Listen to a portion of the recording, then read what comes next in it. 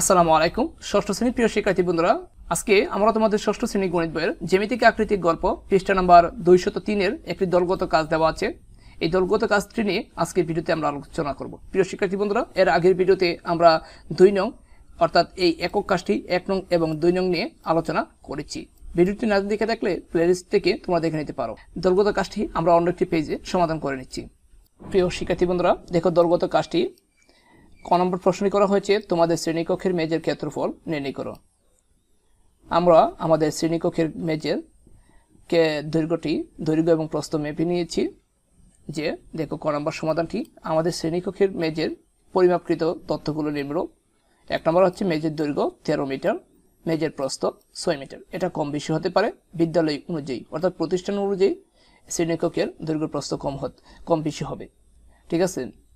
আর শ্রেণীকক্ষ সাধারণত যেহেতু আয়তাকার, তাহলে আমরা এটার আয়তক্ষেত্রের সূত্র অ্যাপ্লাই করব। দেখো শ্রেণীকক্ষের মেজের ক্ষেত্রফল দৈর্ঘ্য গুণ প্রস্থ বর্গ একক। আমরা যদি 13কে 6 দ্বারা গুণ দিই তাহলে 78 পাবো, অর্থাৎ এই শ্রেণীকক্ষের মেজের ক্ষেত্রফল 78 বর্গ মিটার। তারপরে প্রিয় শিক্ষার্থী বন্ধুরা, খ নম্বরে প্রশ্ন করা হয়েছে, এমন আকারে বর্গাকার টাইলস নির্বাচন করো যা দিয়ে সহজে শ্রেণীকক্ষটি পূরণ করা যায়। অর্থাৎ এরকম একটি বর্গাকার টাইলস নির্ণয় করতে হবে, টাইলসের আকার নির্ণয় করতে হবে যা দিয়ে সহজেই আমরা এই শ্রেণীকক্ষটি পূরণ করতে পারি।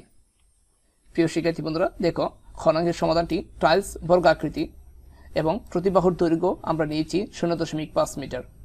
অর্থাৎ এমন একটি টাইলস নিয়েছি যার প্রতিবাহুর দৈর্ঘ্য হবে কত? 0.5 মিটার।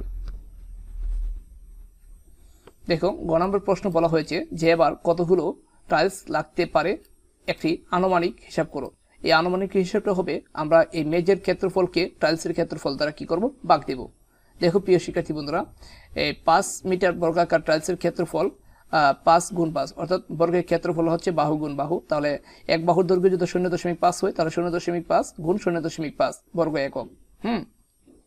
তাহলে এই 0.5কে আমরা 0.5 দ্বারা গুণ দিই, তাহলে পাবো 0.125 বর্গমিটার। অর্থাৎ একটি টাইলসের ক্ষেত্রফল হচ্ছে 0.05 বর্গমিটার। তারপরে প্রিয় শিক্ষার্থী বন্ধুরা, ক হতে পাই মেজের ক্ষেত্রফল আমরা পেয়েছি কত? 78 বর্গ মিটার। এখন টাইলস লাগবে, আমরা এই মেজের ক্ষেত্রফলকে এই টাইলসের ক্ষেত্রফল দ্বারা ভাগ দিব। দেখো টাইলস লাগবে, এই মেজের ক্ষেত্রফল হচ্ছে 78কে আমরা টাইলসের ক্ষেত্রফল হচ্ছে 0.25 দ্বারা ভাগ দিব। এক্ষেত্রে যেহেতু এটা বাজক, নিচেরটা হচ্ছে বাজক দশমিক হলে এটাকে পূর্ণ সংখ্যা করে ভাগ দিতে হয়।